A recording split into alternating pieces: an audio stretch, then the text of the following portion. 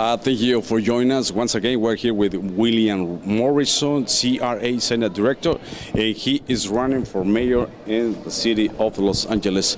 Mr. Morrison, tell us the main issues that makes you to run for the city of Los Angeles for mayor.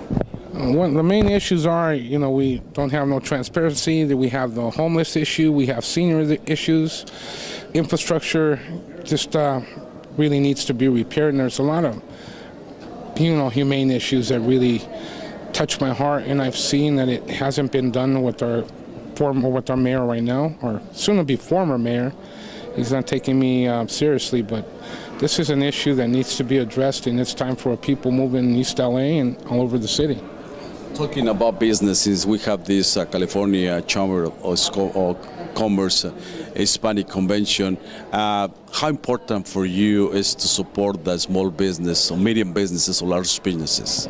It's very important because this is one of the main reasons a lot of businesses have shut down because of the higher taxes for Medi-Cal, that they have to have insurance.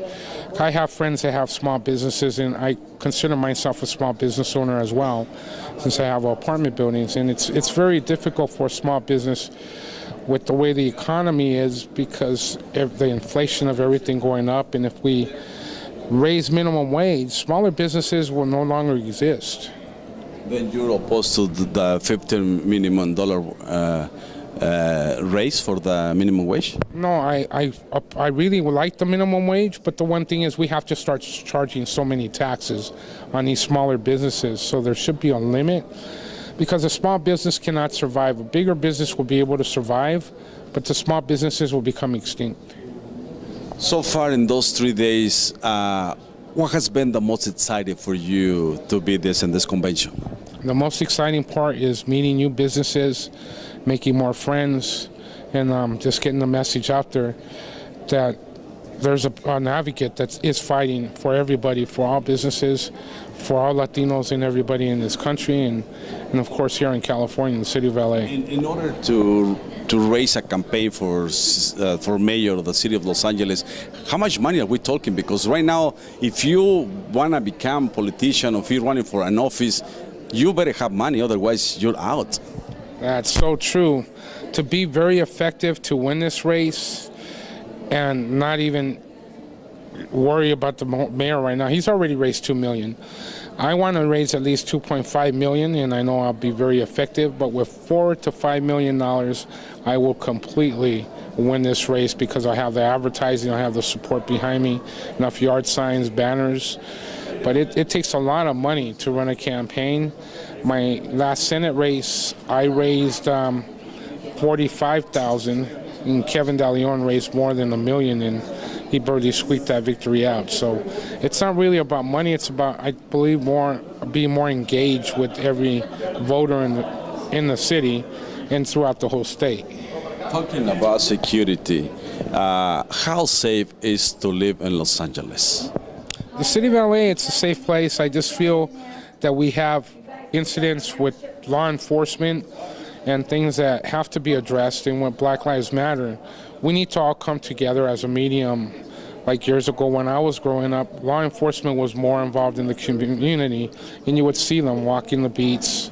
And the way they have their shifts now, they work 3 days, 12-hour shifts. I want to cut that back to the traditional shifts, which is 5 days, 8 hours. This way there's more involvement, and bringing the sports figures back involved in the community, so this way the law enforcement, the community can interact with activities like the chili cook-offs like we used to have before, and that will bring peace to the community. Right now we're facing this situation with the police officers killing African-American people. We have in Tulsa, Oklahoma, and we have in Charleston, North Carolina. How is your position about the police to use video cameras? On that, I speak into some of the police officers, and I think they need more training, because we have young officers. I went through some of the training for reserve officer for LAPD, and the thing is, they don't teach you to be more involved and engaged with the community. You have to really assess the situation of an incident like that, because different incidents and the mental status of a person determines how you're going to approach them. But I think some officers just react because they're afraid. And if you're afraid to be an officer, you shouldn't be there, because you're more gun happier to shoot somebody because you're trying to protect yourself. But of course, they have to learn and remember we're there to protect and serve, not to shoot and then try to protect. So, I think we need to restore those aspects back, because nobody's doing that no more. Some of the younger generation that's coming in.